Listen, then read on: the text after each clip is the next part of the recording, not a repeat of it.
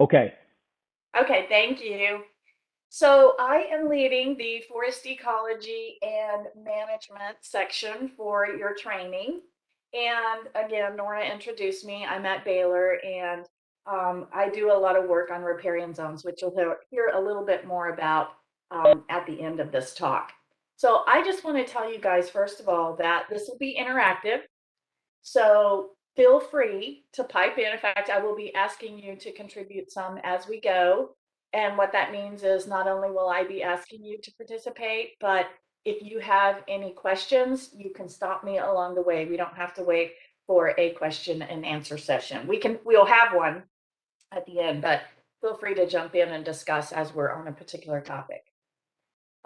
I looked at your chapter and unit goals, and here they are. So I'm just going to run down through them because I have designed my talk with you today to focus on these major unit goals. So you should be able to identify major forested regions of Texas, understand diversity in forest. You should be able to compare and contrast between, say, natural forest and urban forest and how they're uniquely similar and how they're different. We'll talk about succession and why that's an important understanding in both the health of the forest and management of forests. We'll look at the benefits and ecosystem services that forests provide, talk a little bit about fire and how that is an important disturbance in forests, and then finally look at urban forest and environments as well. So the first question I have for you guys is, what is a tree? When you think about what exactly, how do we define a tree? Well, there's a few different ways that we can define a tree, but in botany, we tend to say that it is a plant that has perennial growth, so it continues growing season by season. It tends to have an elongated stem or trunk supporting branches and leaves. It has secondary growth, and that's an important component in the definition of tree. And two of the major limiting factors that determine where trees tend to grow across landscapes are the water availability and the temperature of that landscape. So, based on those definitions, trees actually emerged in the evolutionary history of life about 370 to 400 million years ago. So, right away, I am going to stop and ask you guys have a pop quiz. Okay, you guys ready for a pop quiz? So, the first question that I ask, and I tend to ask these questions when I'm teaching students because it's a way of helping students learning to either frame how they envision a tree or sometimes to reframe their understanding of what a tree is. So let's start with this one.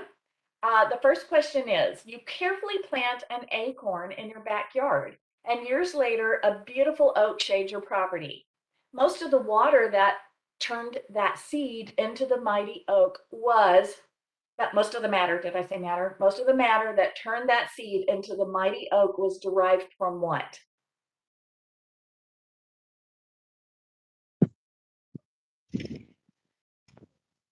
Soil.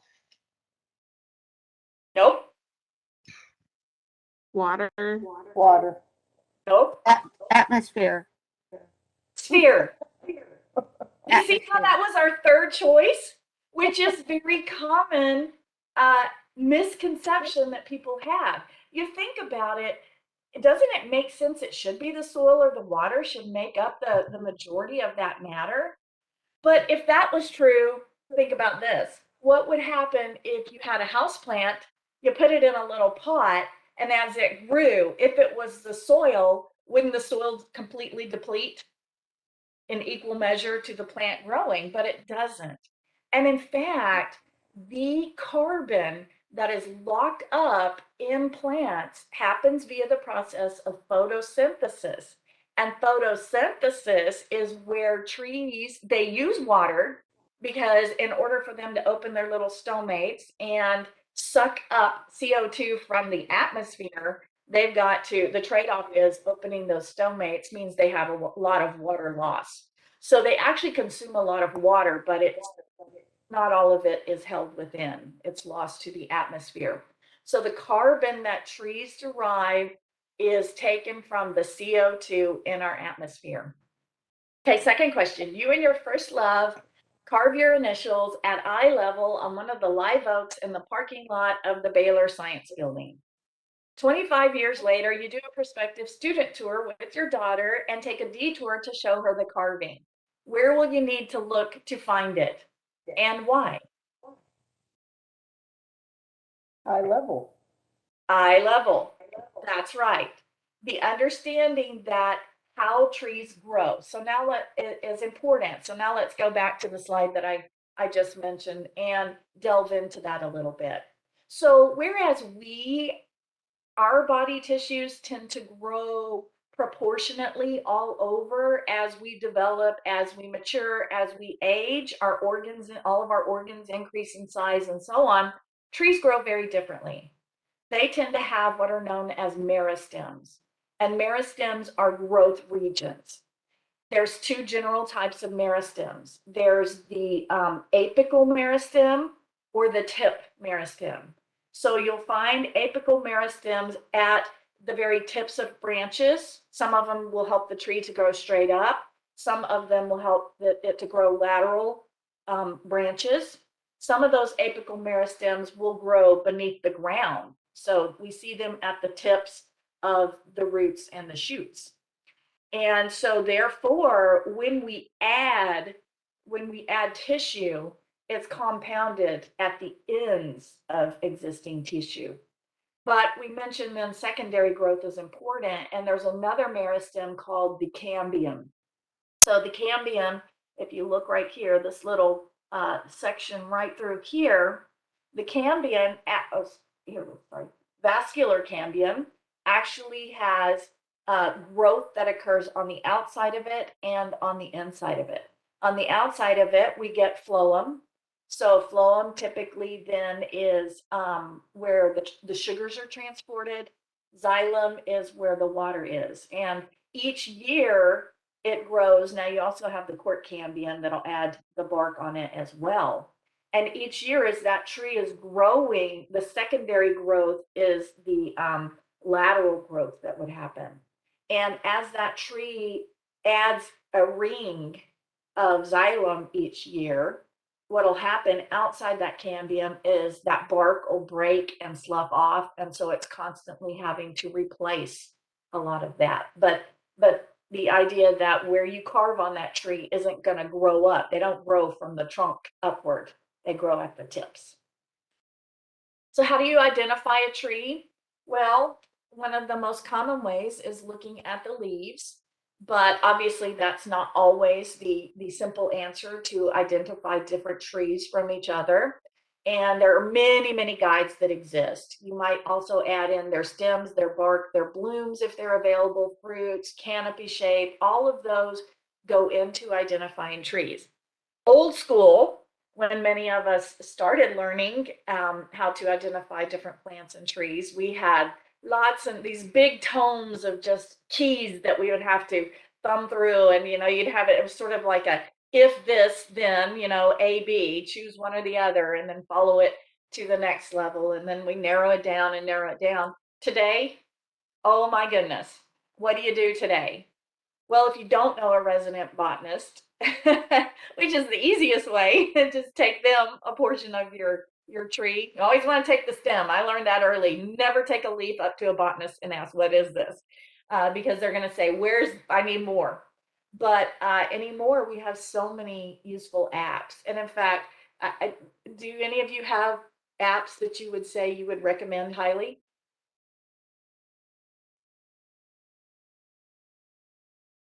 Picture this. But yeah, picture this is a good one. I like the Texas Forestry's tree trail a little bit. It's getting better, but It's getting, yeah, some of those, yeah, that are more less monetary backed.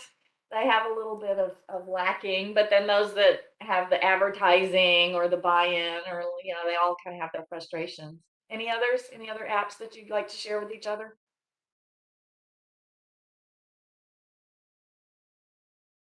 Okay, the Texas Forestry. I tend to use Picture This as well. One of the problems, though, I think with Picture This, isn't it, or is it another app that you actually need to be online to use it?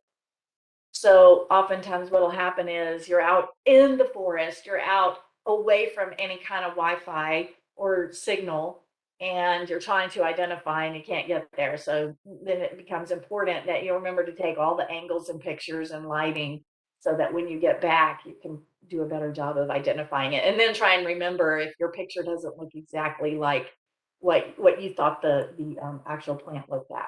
Yeah, that's correct. If you don't have a good signal, then you're going to have to wait till later. And it is frustrating because then you kind of go, that kind of looks, and then you're thinking, oh, if I could look back down at it and look for a couple features, and of course, then you're back out of the forest. So, yeah, there's no perfect app to have in the field, and even the field guides aren't easy to carry around.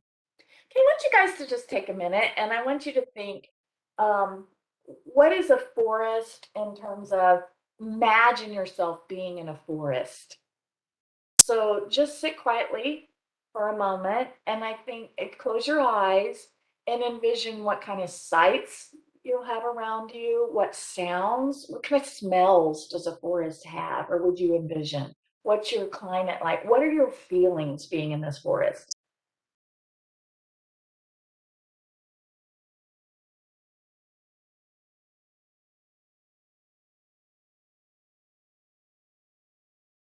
Okay, throw some of your responses out. Toss them out to us. Fresh air? Yeah, fresh air. What does it smell like? I'm in a pine forest. Ooh, pine forest. See, I think muddy, mucky water, and it's just an amazing smell. When it's in nature and it's an amazing smell, right? Not when it's in your basement, but out among the trees and along the water and there's little ponds. What did Catherine say? Clean? I saw that. Birds. Okay. Birds chirping. Absolutely. Wind. If you came from outside the forest into the forest, how did your climate change? Much cooler. Yeah. Is it as windy inside the forest? Less breeze. Yeah. They tend to create eddies. So if you're out in the meadow and the sun's beating down, it's hotter and maybe more straight line winds versus you get into the trees. I mean, I envision hearing the leaves rustling as well. I've done studies with students in Cameron Park, and I love, yeah, insects. I was going to say, I love going in spring to do our study in the park. And I will tell the students as we're taking all of our data, I'll say, just sit really still and quiet for a moment. And then they'll be, once we get all quiet, we hear this little, and it sounds like rain. Yeah, snakes, hopefully snakes. Yeah, it sounds like rain falling. And I'll tell them, that's not rain, that's caterpillar poop. So when the silkworms are out and they're munching, and you get quiet at Cameron Park, it's a lovely little sound to sit and just listen to the caterpillar poop. So all these kind of things invoke a certain feeling in you, right? And I think when we talk about urban forests, that's kind of the importance, but it's important just for natural forests too, because we don't oftentimes think of trees as living entities, as an active, uh, functioning ecosystem. We oftentimes see them only as a benefit to ourselves. So one of your unit goals was to understand the different types of forest across Texas. So if we look, first of all, let's start right here. Where are we? McLennan County? Is that ours right there? So what is McLennan County's ecosystem region? We are the Blackland Prairies. Now, this is an interesting conversation in and of itself because oftentimes, if you're standing in Cameron Park and you ask someone, do you know what eco region we are? And you explain to them we're a prairie, and it's kind of befuddling. And students will say, well, how is this? This is not a prairie. And that's a really good understanding of when we talk about these eco regions, they are major, almost biome level scale. And so those are driven, biomes and major regions are driven by the two variables of temperature and precipitation. But oftentimes, when we experience these ecoregions, we experience them at the micro scale. And when you experience it at the micro scale, you see more regional influences. So you might be standing along the Brazos or the Bosque River, and you're seeing the influence of the river where you've got lots of trees. Or you might be standing on a campus that's full of trees that maybe have been manicured, planted. Okay, I saw a question. I missed it. It popped up and then went away. Could somebody read that to me? The app Tree Trails. Oh, okay. You Tree can copy trails. trees and make a trail, and it calculates energy benefits, property value, air quality, energy savings, etc.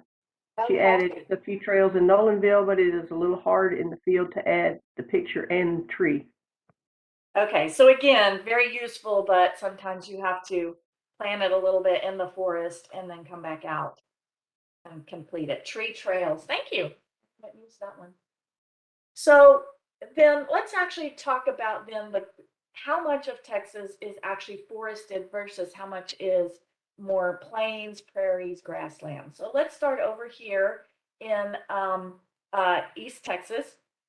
And if we cross the state line here, the first forest that we're going to encounter here in purple is the piney woods. These are East Texas, and somebody said pine trees, so you were sitting right here, right? Envisioning the smell of those pines, the different characteristics there. At the base, and not shown on my slide, is what's called the Big Thicket. So the Big Thicket is the southern portion of the piney woods where they just get really, really thick. Then let's continue on down south. We have the Gulf Coast forest. Those tend to have sparser trees than the piney woods, but they have things like live oak, mesquite, Texas persimmon are the dominant plants there. Then we can come over to the Rio Grande Valley. So the Rio Grande Valley would be what runs along the river. And the influence of that is semi-tropical ecosystem dominated by Mexican palmetto. So now let's go back to the piney woods here in the east. And let's say we're settlers that are traveling. We pass through, and if we're far enough south, we have really thick piney woods. And then we hit this green area, which is the post oak savanna. So the trees change and they become more sparse. Then we cross the Blackland prairies, and then we hit this dark green area, the cross timbers. And in fact, early settlers who moved through here named it the cross timbers specifically because as they crossed it, they crossed sort of modeled major trees and then some more savanna grasslands. So it's a mixture of oaks and prairies in the cross timbers. And then we keep going west, then we're going to see we lose the forest altogether.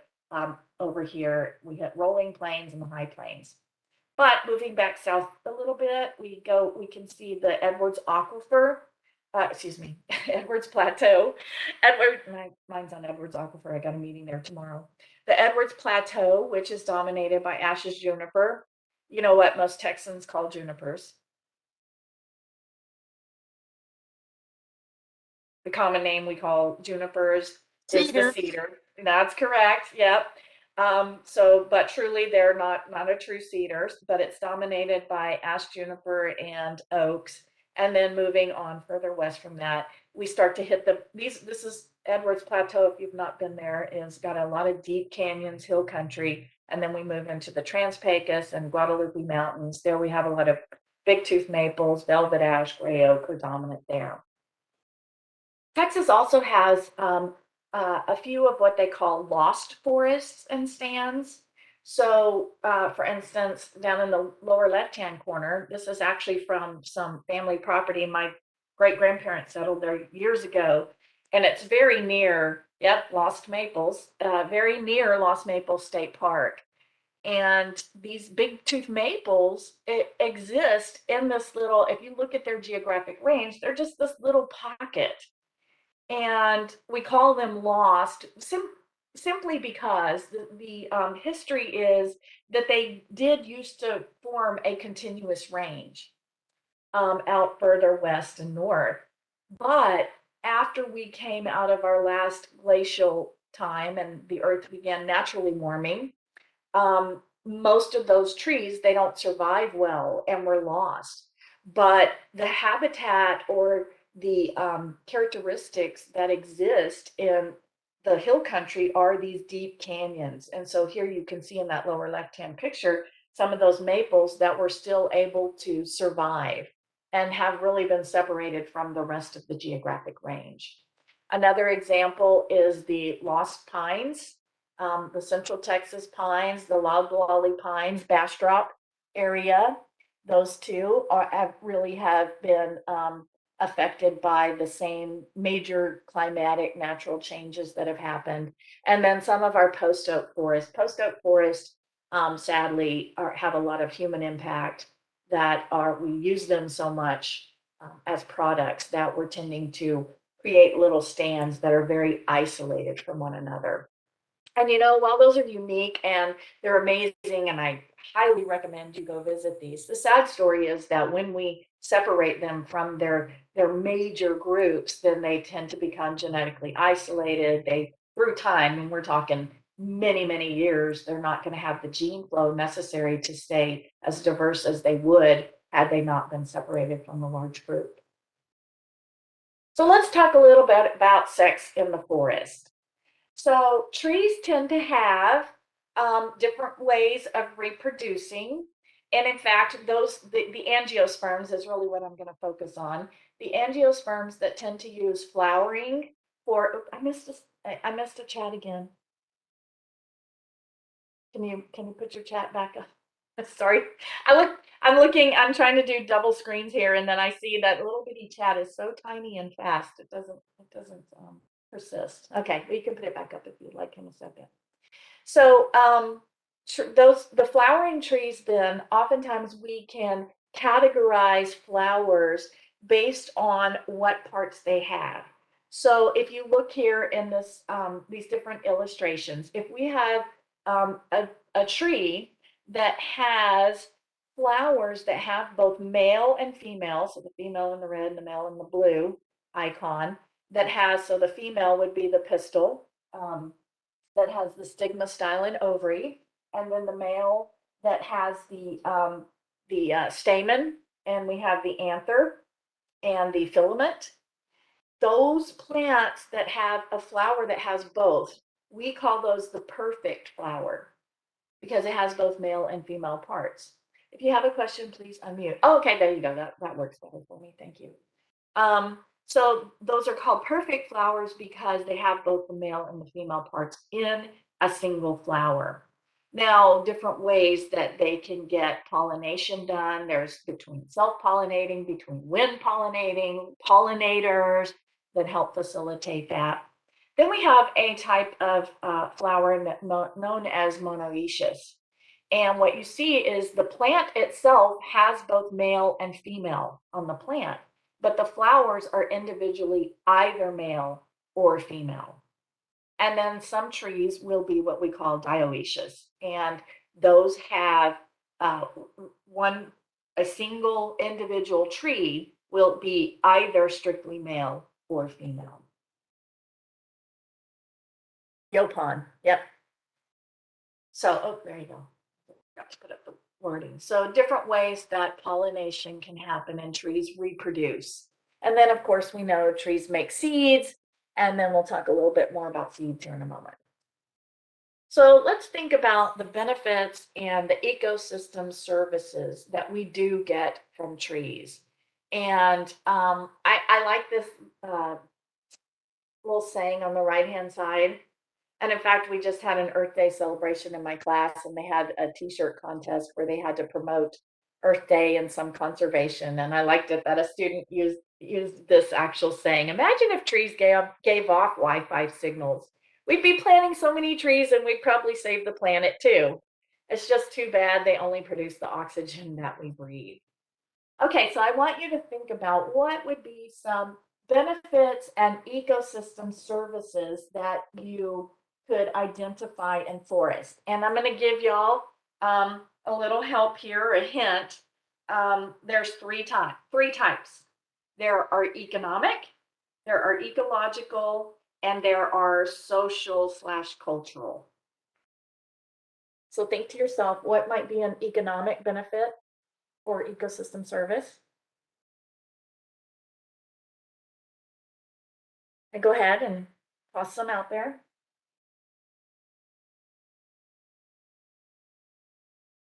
Lumber, Lumber, yes, that's a big one. Fruit, Ah, food, yep. Toilet So paper. fruits and nuts, right? Toilet paper.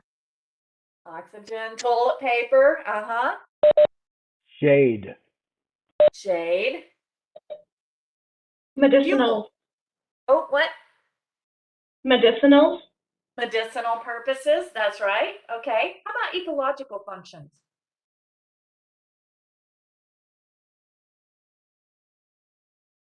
habitat, They produce oxygen. Okay, yeah. So we have chemical cycling, Prevents soil erosion. reducing erosion, that's a good one.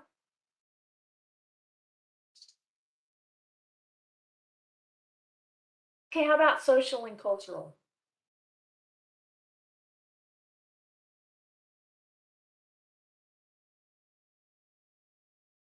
Mental health benefits. Yeah, mental health.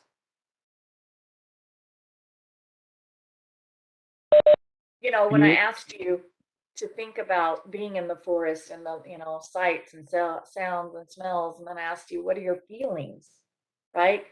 That kind of hones us in on there are some social and cultural benefits too. I Beauty. cut somebody off.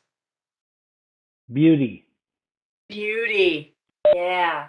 I think you guys did great. I think we named just about all of them, didn't we? Well, we didn't say carbon stores. So we had timber, food, fuel, bioproducts, cycling of nutrients. They are major cyclers. Purifying, wildlife habitat, but the social and cultural. In fact, a very well-known ecologist, E.O. Wilson, has actually written quite a bit about our well-beings. And basically, he has coined the term biophilia. So if you've not heard of this, it's bio and then it's PHILIA. And the idea is that our species was born and we have existed and evolved within nature as being a part of nature. And when we separate ourselves from nature, we rob ourselves of part of what our innate need for nature. And a lot of books have actually addressed this. And a lot of studies have shown that, especially when we talk about urban forests, just how beneficial they can be for the surroundings of the community. Okay, now let's think about biological diversity. Christmas trees, Yule trees, and then it went away. I think we're naming some different ways that we have trees and use them. Yeah. Okay, here's a question I have for you. I want you to look at, let's just say that we went into a forest and we had two different plots. We had plot A and plot B. And each of those colored dots represents a different species of tree in the forest. So the question I would have for you is which of those forests, plot A or plot B forest, has greater species richness? A. Okay, have an A. Do I have an what? A. A? Anybody else?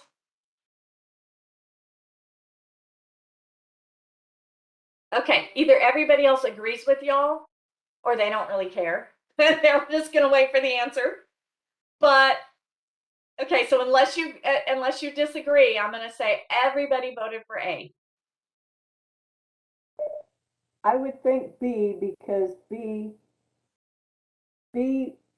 you're talking about a species richness, B because the green species there would be rich. And Okay. Okay. I All mean, right. it would be strong. So because why would you say B is strong? You think B is strong Yes. Because because there's more of the same species. okay. All right. That's anybody else want to weigh in? Well, you want to hear the answer? A and B are both wrong. Huh. So let's actually think about the term species richness. And actually, those of you that said A, here's what you were actually answering. You were actually answering the question of which of those is more diverse. Had I asked you which of those has greater biodiversity, A is correct, but let's talk about it. First of all, let's define species richness. That's an ecological term that is actually defined by the number of species. So let's take a minute and I want you to count how many species are in A and then count how many species are in B.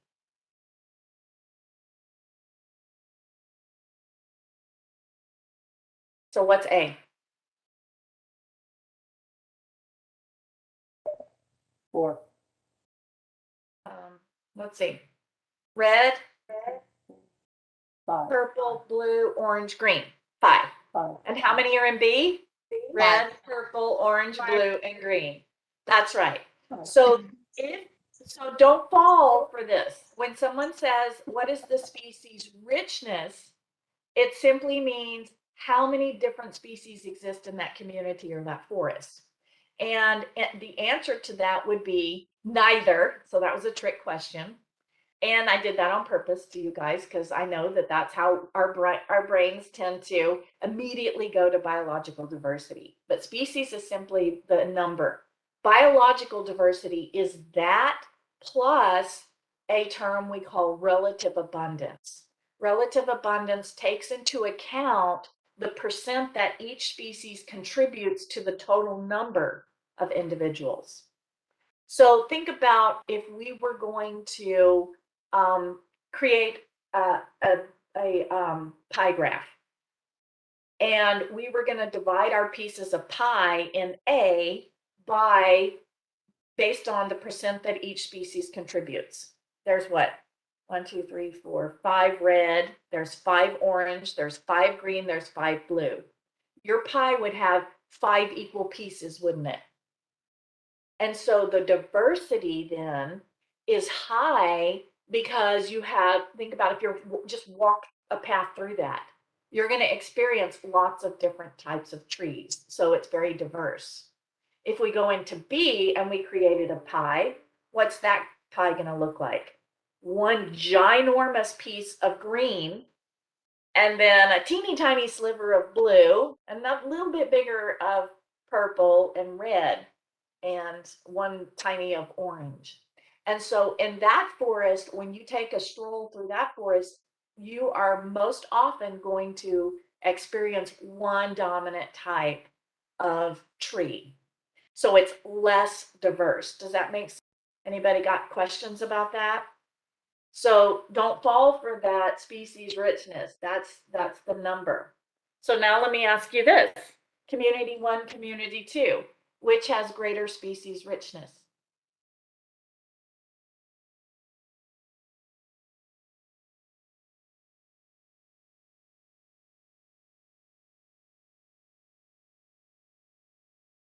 The Yeah, same? y'all don't want to answer. Is it the Go ahead. same? It's the same. That's right. I said don't fall for it, and Debbie did not fall for it because Debbie said, okay, in community 1, there are 4 species. There's A, B, C, and D. In community 2, there's 4 species, A, B, C, and D. So the species richness would be equal. Which of those has greater species diversity or biological diversity? A. You guys agree A? Because it has considerable, each of those species is equally contributing to the total number of individuals in that community. You're correct. So they have lots of evenness.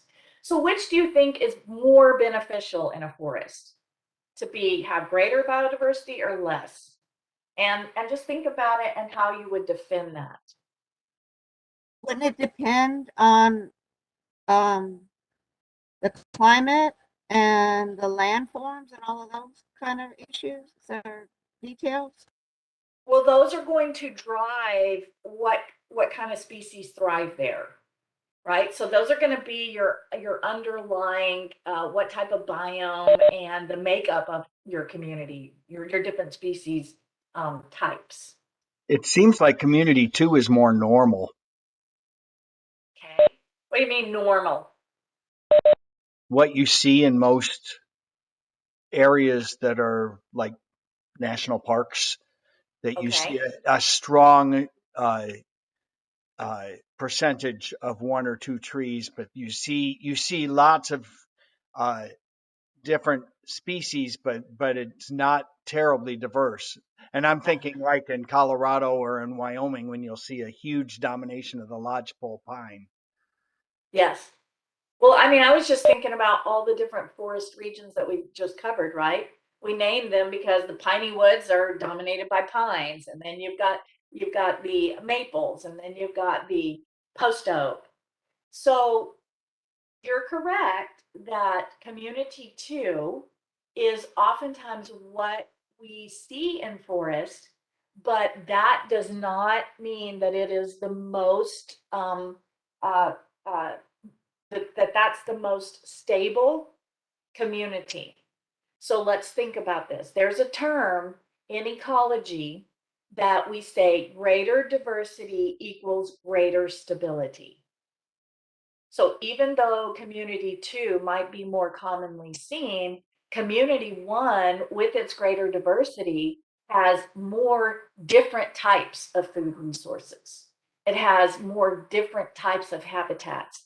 Because think about we're only talking about the trees in the forest, but they're this base for this broad community of many other species.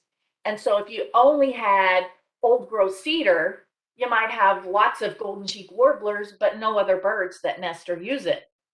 That makes sense? And it provides more resilience to change if you have greater diversity. So here's the best way to think about this. Your lawn. The idea of the lawn that's so popular. I always ask, what is the first step in putting in a lawn? Eat out the weeds. You have to basically rip out nature, right? We've got to mow down whatever's there, and then we start planting. And what do we tend to plant? A monoculture of grass, maybe a couple of elm trees, a few of our flowers, and we fight constantly to keep the biodiversity down. But lawns are not ecologically healthy or stable ecosystems because they don't have much diversity. So we'll come back to this in a minute. But I want to tell y'all a flipping good story. So, how many of y'all have heard of a little show called Fixer Upper? Splint. Oh, yay, yay. Well, the idea of the lawn and the promotion of the lawn typically doesn't, but I bet several of y'all have really amazing lawns because you're educated about ecology. How many of y'all have heard of this little show called Fixer Upper? And my guess is, oh yeah, okay. I live in Woodway, and there are so many houses around me. I can't come in or out of my neighborhood without passing by a Magnolia house. So if you've not, you've probably don't have a TV, or you've been living under a rock, or picking up and turning over too many rocks. But the idea of Fixer Upper is what really started this whole Magnolia craze, insanity in Waco. And the premise of the show was basically, what did they say? We take the oldest, most rundown house in a neighborhood, in a great neighborhood, and fix it up. So based on that premise, let's think about that. Let's say that we started with an old structure similar to this one, and not many of us would choose to live in a house like that. But funny enough, my son, when he went to college, he lived in a house down Waco that wasn't that bad, but it wasn't a whole lot better. Like, I would look at that house and I would go, man, that thing doesn't quite sit right on its foundation. You go inside and it's tilted. So I didn't go in it more than once because I was like, I just don't feel safe in this house. Didn't have air conditioning, heat, and he loved it. He was fine. But let's say that he decided, okay, I'll live here. So he moves into this house, and in the process of living there, he decides, you know what, I think I'm going to put some windows in it. So he starts to put some windows in, actually adds a door, maybe cleans all the grass out of the living room and puts in an actual real carpet. And along comes Nora. Nora knows my son, and she knows my son's really big. But Nora wants his house. Nora wouldn't live in the house the way it is. But once my son did a little work to it, Nora's like, yeah, you can live there. Now, I know my son's, what, 3 times bigger than you, Nora? But I know Nora, and Nora's kind of sneaky. She's a strategist. So if Nora wants that house, Nora finds a way to kick my son out of that house. And Nora moves in, she sets up camp, and Nora's like, man, I got to have running water in this thing. She gets an amazing kitchen. She maybe adds on a bathroom, so there's no more outhouse she's going to have to use. And after Nora's living there for a while, let's say Brooke.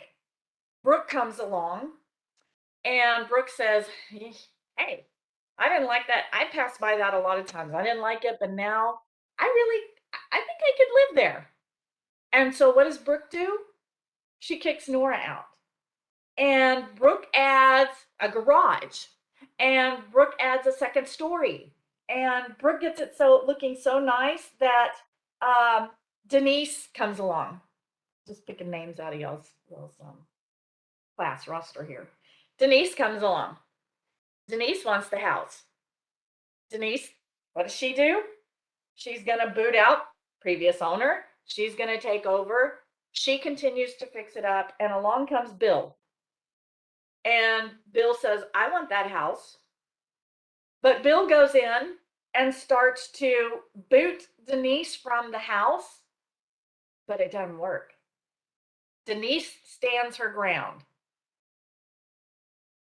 That is the story of ecological succession. Okay, so let's look at how that relates to forest. So ecological succession is one of the topics in your unit. And when we talk about succession, it's interesting. It doesn't matter what biome, what climate, where we're at, all ecosystems go through ecological succession. And not everything turns to a forest, but we're going to focus on forests since that's our topic for today. So there are 2 types of succession. But here's primary. It begins with virtually lifeless and no viable soil to speak of. So let's look at this illustration on the left-hand side. Who's going to come in first? Who's going to be really tolerant of the rundown conditions, no heat, no air? We call these species pioneer species. Pioneer plants or pioneer species. If there's no soil, we may even have to go back further than that. we may have to go back to bacteria. Bacteria can basically digest rocks and break them down. And so we start to wet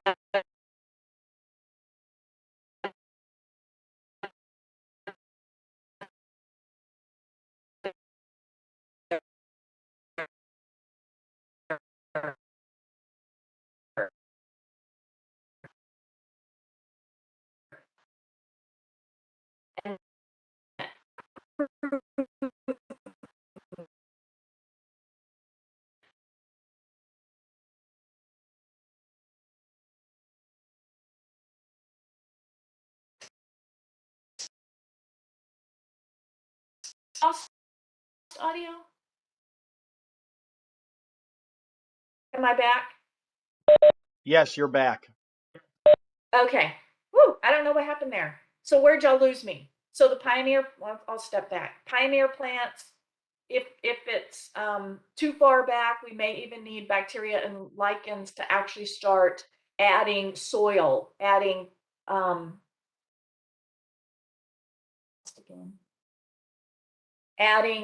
components that are nutrients and available. And so then what does that do? That facilitates the soil, that real estate, if you will, for the next group. So what's different about the perennial plants and the grasses? They tend to have deeper roots. They tend to grow taller. So think about it. Once we change the real estate a little bit, now these other plants are attracted to the house, if you will, and they have the ability to outcompete the pioneers. But as soon as they exist for a while and they fix it up a little bit more, then who's going to come in behind them? We then oftentimes have the shrubs, and then you see this story playing out until we reach the forest level. And somebody asked a little bit earlier, well, what doesn't that kind of drive the end of who's going to exist there? Yes, that's why we might see some areas that are piney woods, and then some that are dominated by live oaks, or some that are dominated by junipers. Those other localized situations. But ultimately, when Denise stood her ground in our story, the take home was that Denise represented what we call the climax forest, because succession doesn't continue happening. Ultimately, it will stop. Now, is the climax stage always the most diverse? No. You guys already pointed out, you already verified to yourselves that oftentimes when you look at forests, it's dominated by a few major plants and then little bits of many others. So secondary succession then is different from primary, because we could have a disturbance event. Let's talk about a disturbance. A disturbance is some phenomenon or event that happens that impacts the existence of one or more species in that community.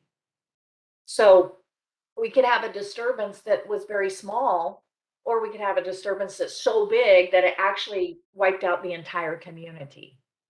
But the difference between primary and secondary is that secondary still has soil available. So can you guys think of some events that we might call a disturbance? Fire. Fire, yes. A pest like a infestation of like boll weevil or some kind of caterpillar that kills all the trees. Okay, so some sort of parasite or predator. Floods. Tornadoes, hurricanes. Hurricanes, tornadoes. Yeah, so let's think about disturbance. Oftentimes when we humans think of disturbance, we think of them as bad. We think that disturbance just wiped out this community. And so what do we want to do? We have the tendency to want to protect nature, and Storm Uri, freezing, yeah. We want to protect nature, so we want to prevent disturbances. But again, this is a short-sighted a view of disturbance.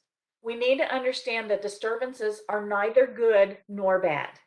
They are simply cycles of nature, just like Trace showed you that many cycles happen and we have climatic events, and those, droughts will happen over, different periods. We can calculate flood and drought cycles. But the key question we have to ask ourselves is the community where that disturbance happened, has it evolved with that disturbance always being present? For instance, riparian zones along streams. They have evolved with floods happening frequently along them, and they have adapted so well to those floods that they've actually come to depend on the floods for, say, seed dispersal, for many of their life characteristics. So we have to be careful. If you look back at, say, Smokey the Bear, originally, what was the whole intent? Shut down forest fires because forest fires are bad. And when we started doing that, we caused huge devastation to our forests because we took away a natural disturbance.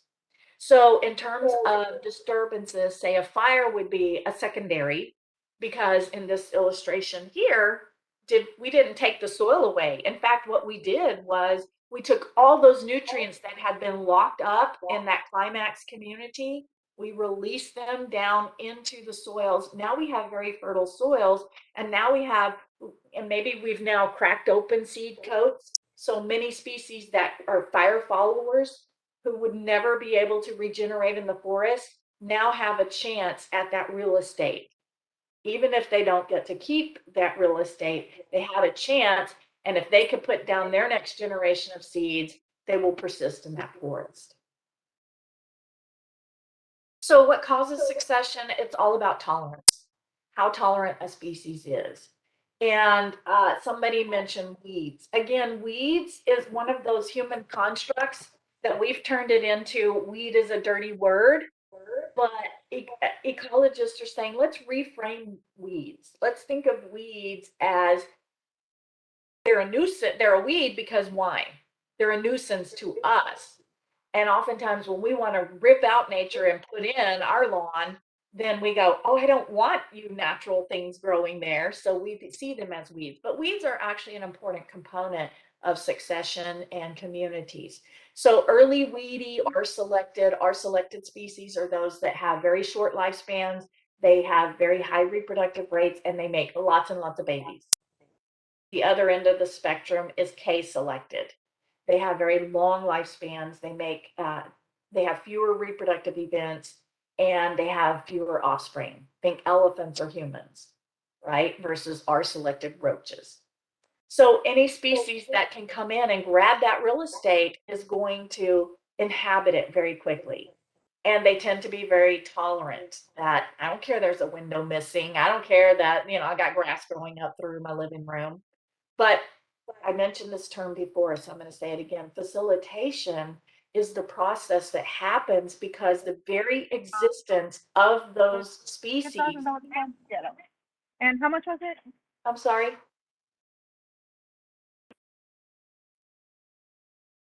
Maybe she wasn't talking to me. I think somebody had it on, had their, it was unmuted. Yeah. Oh, okay. I thought someone was asking me a question. So the very presence of those plants changes the real estate itself. And so things that they do to facilitate is they may change the pH of the soil, the fertility of the soil, the light levels, the soil depths.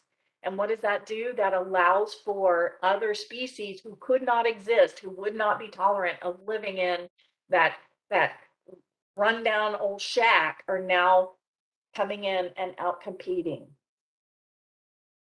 Oh, I thought you lost me. So we need to understand these ideas because it's important that we use the terms and understand, not from our perspective, what things like facilitation and weeds and disturbance mean to us, but recognize how important they are to the system themselves. So here you see here on the right-hand side, one of the changes to the nitrogen in the soil, how drastically it can change through time because of the facilitation via succession. There's actually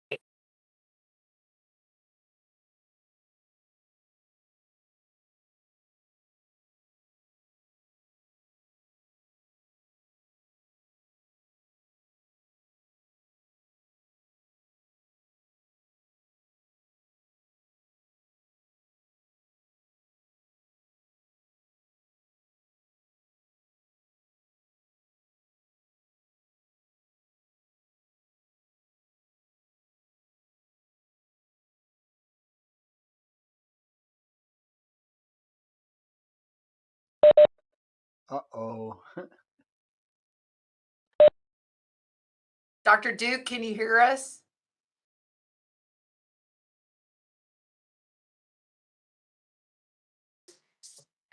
can you hear me? Yeah, Hello? I can hear you now. Hello? Okay, hang on 1 second.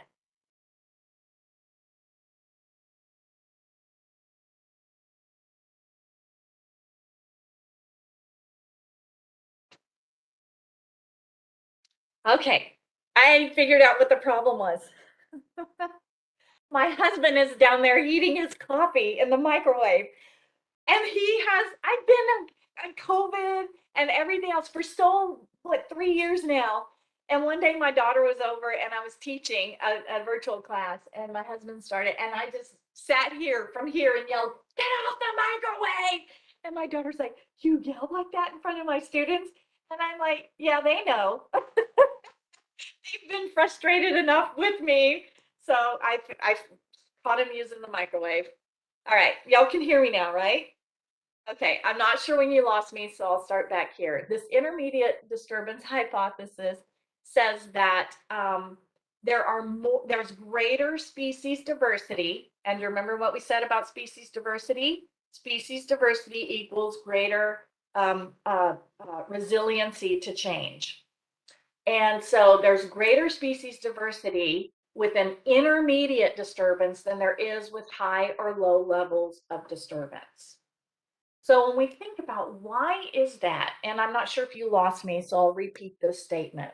It goes right back to a number of you identified in my two communities before that the less diverse community is actually representative of the way we see most forests. So what that tells us is that the undisturbed state of forest are oftentimes less diverse than ones that are experiencing disturbance. So let's take a look at why this is a true statement, the intermediate disturbance hypothesis. So let's start, first of all, let's start with this bottom graph down here with the green arrow. And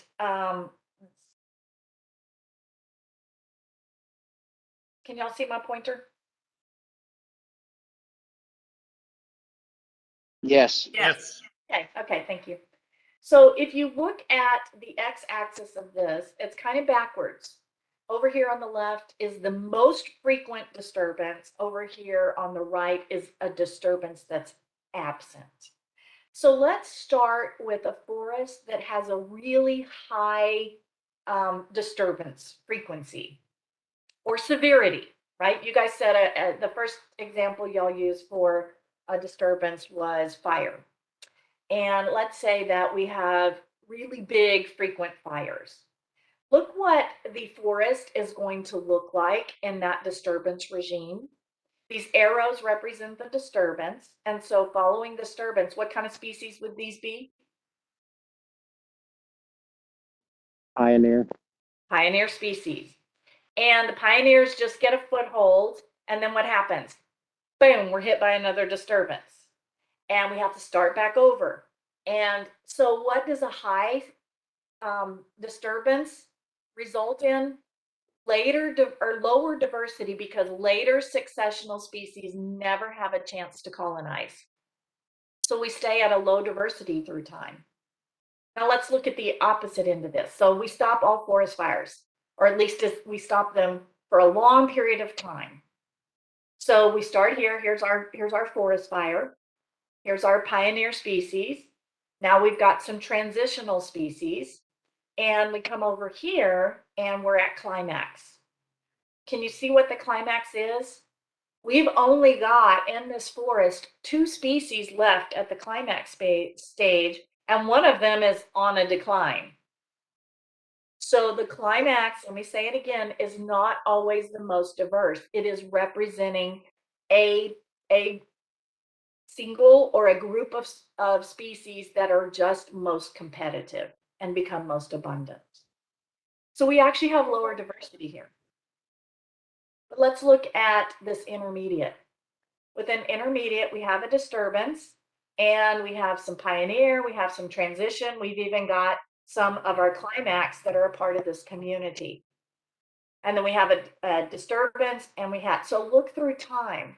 Do you see how much more diverse B is than either A or C? And that explains why the intermediate disturbance hypothesis equals greater diversity.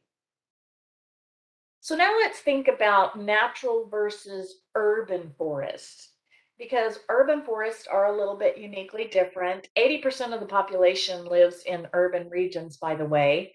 And as urban areas expand, what happens to forest? Well, you know, maybe you're aware, maybe you're not, but the number one human impact is habitat destruction by humans for conversion of whatever it is we choose. And so an urban forest specifically refers to all the publicly and privately owned trees within an urban area. So here's an example of Austin Avenue where we can see the mature trees, we can see the forest. That's a very different forest than the forest that you would see when you go into more natural Cameron Park or out hiking in a natural area. But do urban forests themselves have benefits? Yes. Yes. What kind of benefits? They help lower the carbon, lower the emissions, lower the temperatures in the cities. Any others? Anybody else want to throw some out? They block Provide sound, freeway noise. Noise abatement. provide habitat for animals.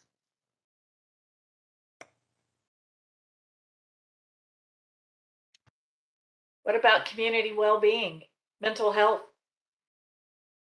So many studies have been done that have shown, say for instance, one of the best ways, or one of the ways, I don't know if it's best, but a major contributor to a reduction in crime in inner cities is planting trees. Crazy enough. And they find that it empowers people, number one. People hang out under the trees more because they want to have that little connection to nature. They observe their neighborhoods. They just see an overall increase in community well-being because of trees. They've shown studies that show when trees are planted outside hospital windows, patients who get the tree outside their window will heal faster. Just that whole idea of biophilia that comes into play. So I think you named a lot, and you guys can see, you can read this, so I'm not going to read it individually, but y'all mentioned a number of these. They can be, somebody mentioned wildlife. I mean, they can be reservoir for species to exist. They can also have a negative impact, especially if Okay. it's non-native trees that have escaped cultivation and created monoculture forests around the area, which you see both in Cameron Park and in other areas of Waco with privet and Chinese. You know what I'm talking about. The Yeah, privet yeah. trees and Nandinas and all that Yeah, stuff. Nandinas, yeah. Yeah, sadly, that to me is just the tragedy is that, and I've watched this happen. I over here at Midway Park and Woodway Park, the ligustrum, and it just seems like the more we have the freezes and the droughts, And the natural trees that respond to it, those ligustrum, man, they just jump right in and just become more and more prevalent. So yes, they can be. And I think that's important when we start talking about urban forest management, is that we need to be cognizant of that because we haven't always, right? I mean, think about how many cities in the US have an elm street. And look what happened to elms. We set ourselves up for the perfect storm of creating those infestations by giving them just a monoculture of things. Yeah, ash trees. Yeah, we've seen that this become prevalent. So, okay, what are the challenges to urban forest? I think you guys are already ahead of me, and already mentioning these, the insects, the diseases, even wildfires can become problematic because now you're also giving that disturbance a foothold. If you've got trees and then lots of buildings that could catch fire, then people lose homes. Um, Again, our forest in urban areas are not as dense, so they're more susceptible to climatic changes, and maybe you probably saw this when we had all, the freezes that we've had the past couple of years where your plants that weren't in dense stands were really vulnerable. And so it shows how urban forests have greater vulnerability. Additional development, right? Us just continuing to move in and replace them with our concrete and our structures. Um, so here you go. And climate change. We mentioned, or you guys were talking a little bit with Trace Bowen about climate change, and I wanted to add on to that this article. I don't know, did anybody see the issue of Nat Geo that just came out this month, their April issue? So whether or not you subscribe to Nat Geo, they actually made many articles. I've got a couple here showing available. You could just Google it probably and find it. I've got the link here, so I'll provide that to your admin. But oh my goodness, Nora, I actually sent this to Joseph White, and I said, "Did you see this?" And I said, "Before you start it," he's another forestry person. I said, "You might want to take a Xanax and have a box of Kleenex." And he said, "I've seen it." But it if you're wondering about climate change and its impact, this is human impact in general, but climate change really focuses on this. And they go forest by forest across the US, even across the world, and just talk about the state of our forests, which is very, very sobering. But I also wanted to mention uh, Trace was saying how we didn't have such a good PR in terms of naming global warming, then climate change. And I don't know if you have heard of Katharine Hayhoe, but I wanted to put her on your radar too. Hayhoe, Katharine Hayhoe. She wrote a book, Saving Us. Saving Us just came out in fall. She actually came on a speaking circuit to Waco and spoke. Saving Us, I actually read and reading it, just finishing it up with my students this semester in one of my classes. And she is one of the leading scientists. She's Canadian, but she's been at Texas Tech for years and years. And so she has a lot of Texas references in there. And she, point by point, describes the data, the science, the validity of the science, the state of the world. But unlike many books that you read, she actually has the last several chapters of the book that are what can we do about it, the hope that it offers. So I can't recommend that book enough. Very, very useful for understanding that and the impact. But yeah, and then go access the Nat Geo article on saving our forests, or articles. They're not all free, but they have a whole host of them that are free. You'll spend hours reading them. So forest management, then, we need to manage our forests. And the idea again is one we talk about in ecology, we call sustainability. Sustainability is keeping a resource around that not only for humans, but for nature's sake itself, right? Keeping the rivers, having water in them, not only so that we can use the water, but also so that the natural ecosystems have access. So it's a major challenge in managing a lot of these forests because it starts with understanding the basics of ecology, understanding the natural processes that aren't always pretty, that can sometimes be, hard for us to see a flood or a drought and recognize they're necessary components, but then being able to work with nature itself to keep those forests healthy for the long term. So different management regimes that are included, and you can read these in your um, book, but or in your manual, include thinning, trying to mimic natural mortality, reforestation, regeneration. This takes us back to that succession.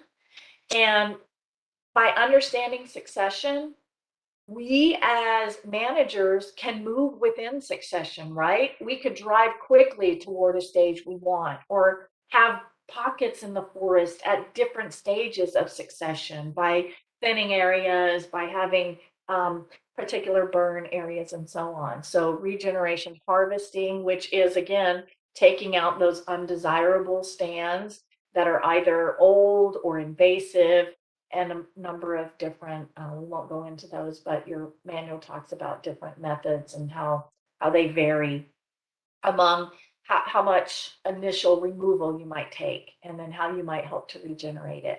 Prescribed burning, more on that in the next slide. But again, in urban areas, having oftentimes, you may not have enough trees to be able to reproduce naturally. So having intentional plantings for where to put trees and planting them becomes an important management. Fire disturbance starts with understanding the natural fire regime. How do we know the natural fire regime? Well, for many forests, they've recorded it themselves.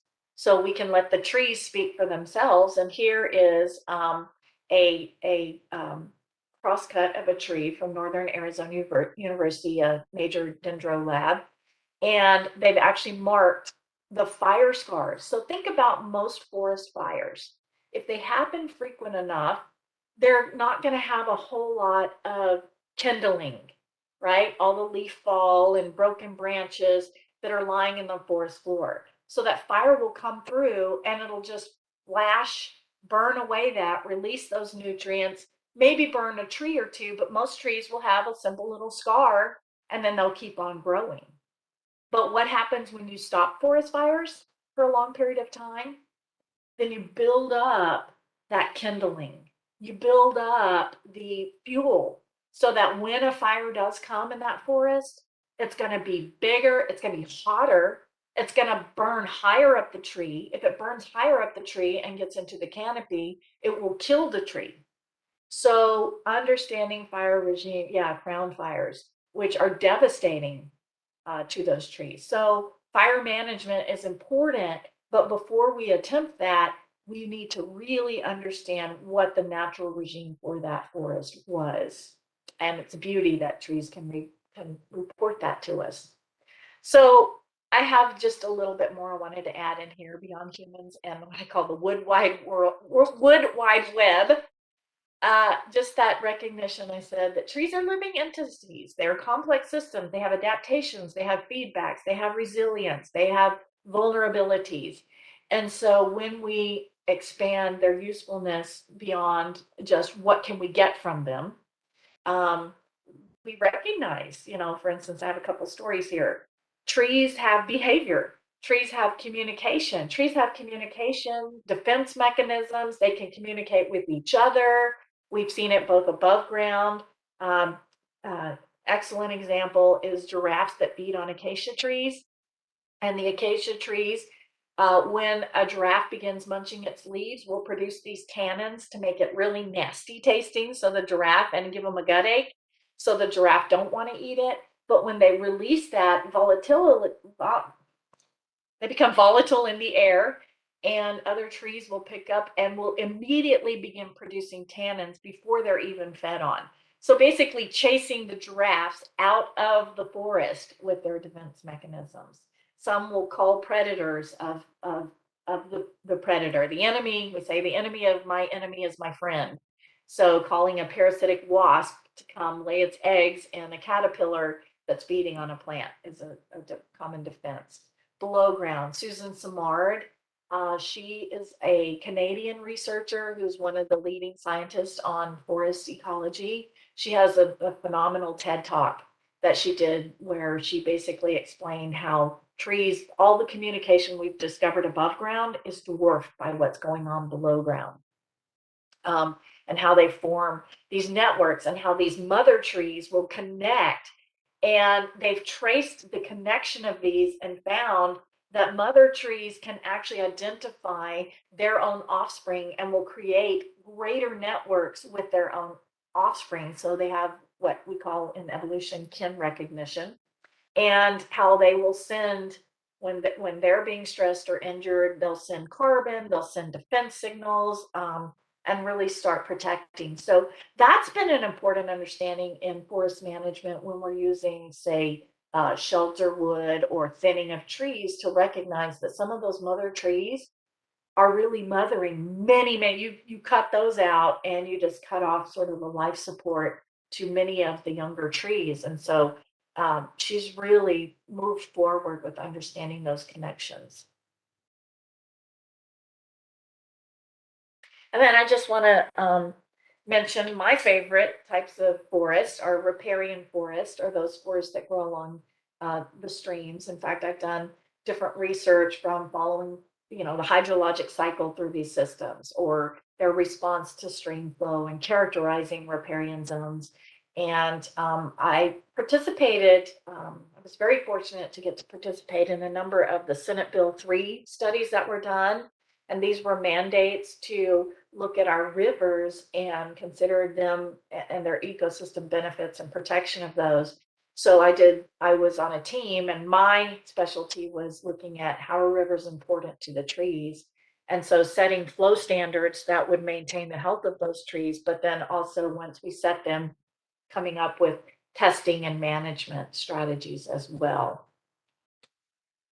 And I wanted to alert you guys to another opportunity. If you too like riparian zones, I am on the board of the Texas Riparian Association, and this is an organization that consists of people all across the board. We've got academics, we've got researchers, we've got different Texas agencies, we've got river management stakeholders, private property owners, who all band together. And one of our big goals is to educate the public. So we have regular training in all over the state, where we come in and people can just sign up, and we offer certifications. So a lot of people, if you're looking for extra certifications, I know Baylor will send students to get certified in different environmental classes. So I highly encourage you to go look at the Texas Riparian Association. And I wanted to tell you that on May 19th, just coming up next month, we are having our annual meeting, and it's open. Basically, the way we work it is if you sign up for any meeting, you become an automatic member. So your meeting, and then this meeting is a $30 meeting, and that automatically makes you a member of our association. And at the annual meeting, we're holding it at McKinney Ruffs Nature Park. And after the meeting, which is about 2 hours in the morning, we have 2 field trip opportunities.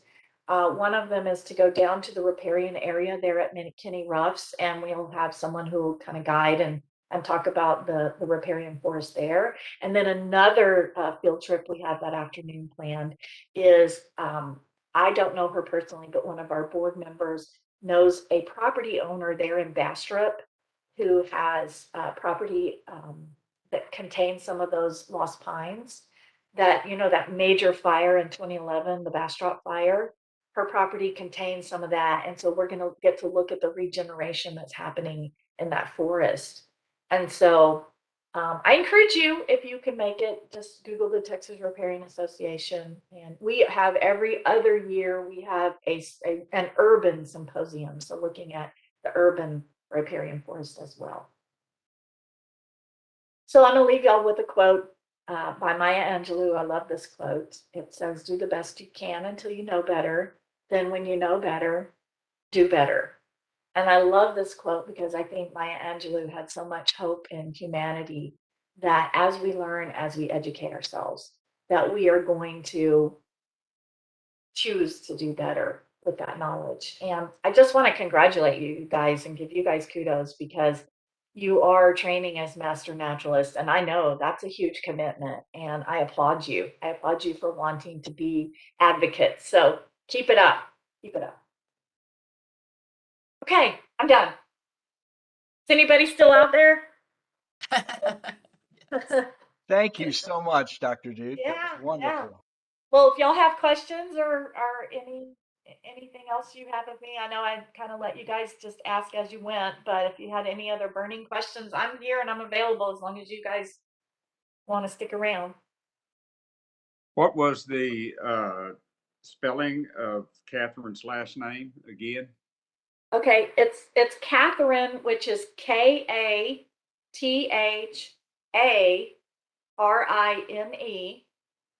and her last name is Hayhoe, Hayhoe. She is one of the bravest souls I know because she's married to, I'm not sure if he's Presbyterian. Her pastor is an evangelical pastor. And just in educating him about climate change, I think that's really honed her skills. She not only speaks to the public, I mean, she's won Time Magazine like influential person a couple times, and she intentionally goes into evangelical churches to teach climate change. She's a brave woman. And she does a phenomenal job. So I highly recommend her book. Thank you. Somebody put The Hidden Life of Trees. Yeah. Yep. Dr. Duke, I'd like to ask you a question about the Hercules or toothache tree. Was that one of the white pines? It's one of the ones. It's a host plant, host tree for the swallowtail, and Oh, we're trying to get be proactive about host plants, the different types of milkweed and whatever for the monarchs. And anyway, there's actually a Hercules tree, toothache tree out at Mother Neff Park that we looked at. Um, and very unusual tree. But if I go into a nursery and I mention this to them, about half of them look at me like they think I'm crazy, and I'm trying to find one. Hey, guy, come Yeah. on out to my place. We got them growing in the fence rows everywhere. Well, I'm going to come dig some up. Okay, come on. wow. And they're an important butterfly. I'm not familiar with this species. If you Google toothache tree or Hercules tree, I think it'll. It's Okay, Hercules I've heard Club. of the toothache. Yeah. Okay. Supposedly if you chew on the leaf, and I hadn't tried it Yeah. yet, it'll numb your numb Yeah. your The gums. Native Americans used it. Yeah. But Yeah. I didn't know it was such an important food source for butterflies. Now Yeah. I'm gonna go see. So Mother Neff State Park, Central Texas? Yes, That's where Mother you Neff Park typically has can one. find them? Yeah, Okay. Gene Solano knows exactly where it is, and the bark on it is really all but scary. I mean, it's got these big thorns sticking out of it, but evidently the butterflies like Well, I think you just found your niche right there. it. If you can start growing those and propagating those, obviously if the nurseries don't know about them, there you go. Bingo. They put on a seed in the fall, so then the birds spread them all along the fence rows. So that's why that's usually where you find them is in the fence rows. Yeah, that makes sense. Yep. Dr. Duke, I did want to. I grew up in West Texas, and you covered over the famous forest out there in the sand dunes of Monahans. Covers 40,000 acres, the Shin Oaks. Oh, the shin oaks. Yeah. What I did, I took what your unit had as your major ones, and then I found the best graphic I could that didn't align totally. So I agree, there's not, some of the smaller, they always get brushed over, but yeah, I would argue there's many more, but those are just kind of how Texas classifies them.